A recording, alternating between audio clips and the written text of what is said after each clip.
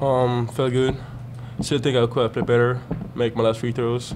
But besides that, yeah, pretty happy. My teammates are willing to pass me the ball and being selfish. So, yeah, feel pretty good, but more happy about the win, though.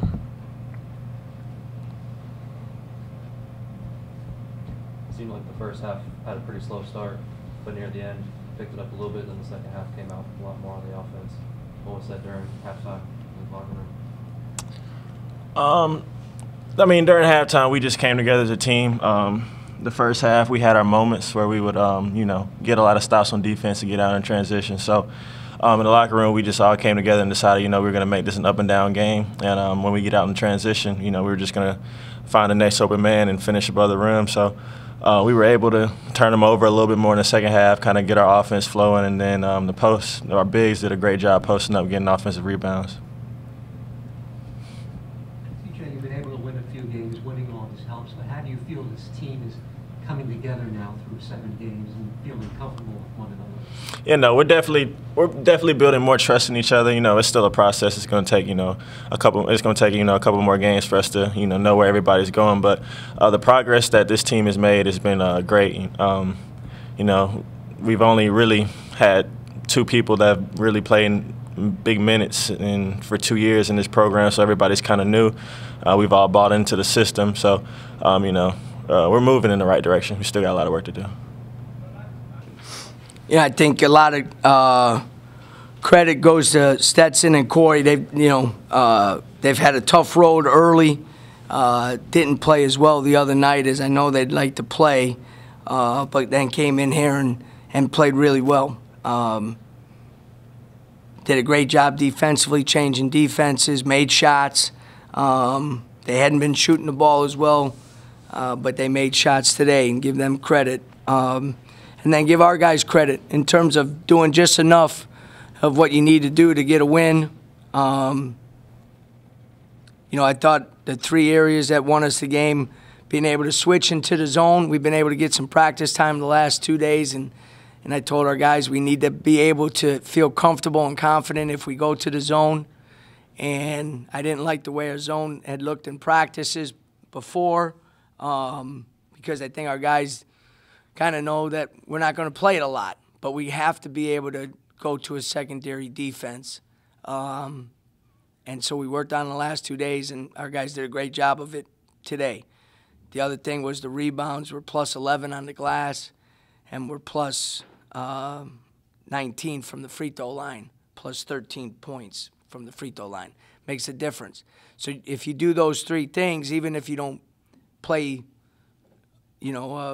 shoot the ball well or play a beautiful game in terms of the flow and all that stuff, you can still win, and we're going to have to do that. We're going to be in a lot of close games because we do compete, we do fight, we do play hard, but we're just learning how to play together and learning what we need to do to be successful. So today we made enough plays to get it done. Coach, what was the difference in the second half rebounding? I think you limited them to just 3 offensive rebounds in the second half. I thought we had done a pretty good job in the first half, but that one play where they got 4 on one play, if I could have taken out everybody and thrown 5 guys from the band in there, I would have done it, because that's unacceptable, and our guys know that. And again, the big guys get kind of pinpointed on that a little bit because we depend on them so much to rebound the ball for us. So just a little greater emphasis on finding bodies and hitting bodies. They had 2 critical offensive rebounds when they were coming back when we were up 8-10 points in the second half. So it's an area that we need to make sure that every game we can count on that we're going to be great on the glass, and we were tonight. When you talk about going into that zone defense and what you guys were able to do over practice, what's kind of been the key for them to get more comfortable? Is it a confidence thing for them, or is it just trying to feel where the position is? A little bit of both. Them knowing that it's going to be important. It's amazing how well you do things if you know it's important. We didn't teach it any differently or anything like that. But if you go into it and you think, okay, we can practice this, but we're not going to use it very much. And I did have to remind them our 3 conference wins last year. We played zone in all 3 games. At Tulane, Memphis, and SMU. All 3 games we played a good amount of zone. And it's something that with our length, if we play it as hard as we play man-to-man, it would be an effective change-up. Everybody knows I don't play zone a lot. I just never have, not with my background. But it is something that I think you have to have in your arsenal in specific situations. Coach, you mentioned the learning to play together. Where do you feel the team is in that level of cohesiveness after 7 games? Well, I think it's sporadic a little bit, which is kind of par for the course. 24 baskets, 17 assists. So we're not a one-on-one team. We do share the ball. 14 turnovers is 2 more than what we want. We didn't launch a bunch of threes, so guys kind of are understanding that aspect of the game as well. It's going to take some time. You know what I mean? It's going to take some time. And, some guys went in there, and we need them to play better. As I said, as we go on, 36 for David, 34 for Quince. It's probably too many minutes with as hard as we need those guys to play. And I think some of their either mishaps, turnovers, defensive lapses are probably because that 36 and 34 numbers should be in the 28 to 30 number. And we got to get there. That means some other guys, we need them to continue. And those are the young guys. You know what I mean? And I say young, and, we're all new, but, it's just something that we got to get better at. What did you like from Antu tonight? A season-high 10 points. Yeah, I thought he played really well. He gave us a good jump start. Rebounded the ball, kept the guys off the glass. 3 offensive rebounds, was very active. He's a good free throw shooter. Got some drop-offs around the basket. Again, just he's learning how to play what is needed at this level. But, he plays hard, he's physical, and he cares.